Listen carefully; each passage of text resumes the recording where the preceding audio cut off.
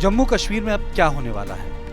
दिल्ली में प्रधानमंत्री नरेंद्र मोदी के साथ कश्मीरी नेताओं की मीटिंग में क्या हुआ? फुल स्टेटहुड और आर्टिकल 370 पर क्या बात हुई? ये वो सवाल हैं जिनका जवाब हर कोई जानना चाहता है। नोदिस के इस वीडियो में हम कश्मीर की पूरी तस्वीर आपके सामने रखेंगे। आप बने रहिए हमारे साथ। सबसे पहले आपको बताते हैं पीएम मोदी ने कश्मीर पर क्या कहा।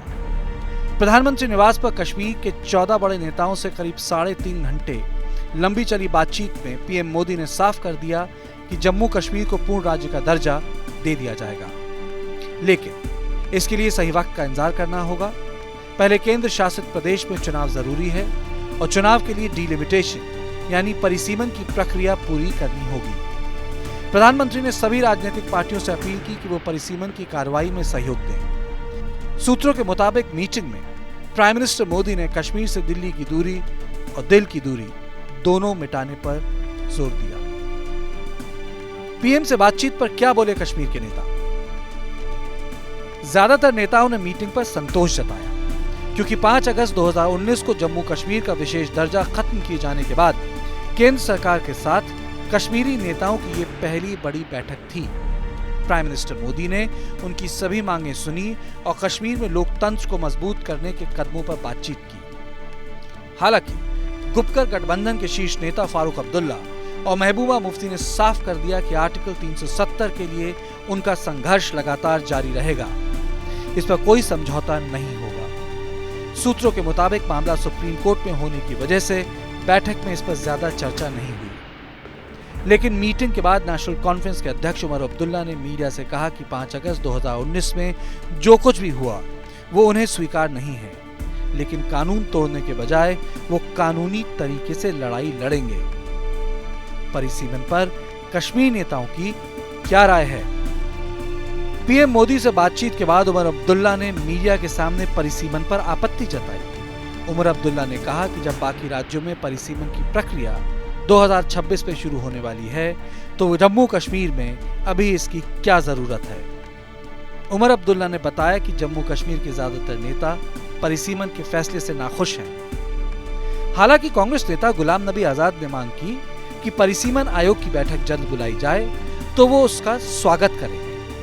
गौर करने की बात यह है कि फारूक अब्दुल्ला के साथ नेशनल कॉन्फ्रेंस के सांसद पहले भी इस मुद्दे पर परिसीमन आयोग की मीटिंग का बहिष्कार कर चुके हैं। घाटी के नेताओं को लगता है कि परिसीमन के जरिए विधानसभा क्षेत्रों की नई सीमाएं खींचकर कश्मीर के मुकाबले जम्मू को ज्यादा तवज्जो या सीटें दे दी जाएंगी और उनका दबदबा कम हो जाएगा, लेकिन इस आशंका का कोई आधार नहीं है। जम्मू कश्मीर में परिसीमन क्यों जरूरी है? विशेष दर्जा खत्म कर जम्मू कश्मीर को केंद्र शासित प्रदेश बनाए जाने के बाद यहां चुनाव कराना जरूरी है, लेकिन लद्दाख के अलग होने के बाद विधानसभा क्षेत्रों की सीमाओं में भी बदलाव जरूरी हो गया है, क्योंकि जम्मू कश्मीर रीऑर्गेनाइजेशन एक्ट 2019 के तहत नई विधानसभा में कुल 117 सीटें होंगी, जिनमें से 24 सीट पीओके के इलाके में आते हैं। यानी उन सीटों को छोड़ दे तो जम्मू कश्मीर में इस बार 90 विधानसभा सीटों के लिए चुनाव होगा, जबकि पहले लद्दाख को मिलाकर यहां 87 सीटों के लिए वोटिंग होती थी। खास बात यह है कि 1995 के बाद यहां परिसीमन नहीं हुआ और 2001 के सेंसस के बाद कानून बनाकर परिसीमन पर 2026 तक रोक लगा दी गई, जबकि नियम के मुताबिक आबादी में बदलाव के साथ समय समय पर विधानसभा और लोकसभा क्षेत्रों का परिसीमन जरूरी होता है। यह काम परिसीमन आयोग को सौंपा गया है, जो कि एक इंडिपेंडेंट बॉडी है। आयोग की अध्यक्षा सुप्रीम कोर्ट की रिटायर्ड रंजना प्रकाश देसाई हैं। बाकी सदस्यों में मुख्य चुनाव आयुक्त के साथ राज्य चुनाव आयुक्त शामिल हैं। गुपकर गठबंधन क्यों कर रहा है आर्टिकल 370 और 35A की मांग?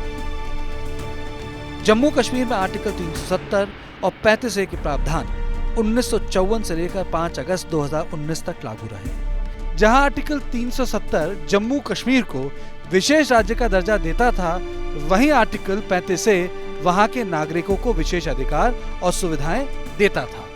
संविधान के इन दोनों अनुच्छेदों से मिले अधिकार किसी दूसरे राज्य या उनके नागरिकों को हासिल नहीं थे। एक राष्ट्र, एक विधान, और एक निशान की भावना को लागू करते हुए मोदी सरकार ने दोनों आर्टिकल्स को समाप्त कर दिया और लद्दाख को जम्मू कश्मीर से अलग कर 2 केंद्र शासित प्रदेश बना दिए। इस फैसले से एक दिन पहले ही श्रीनगर में गुपकर रोड पर फारूक अब्दुल्ला के घर पर कश्मीरी पार्टियों के नेताओं ने एक बैठक की। यही गुपकर गठबंधन का ऐलान हुआ।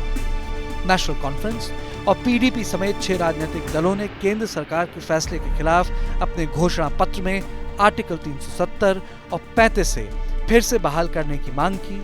तब से गुपकर गठबंधन अपनी मांग पर कायम है। आपको कैसा लगा हमारा वीडियो? कमेंट सेक्शन में जाएं और जरूर अपनी मन की बात लिखें। और अगर हमारा वीडियो पसंद आए, नो दिस, तो उसे जरूर सब्सक्राइब करें।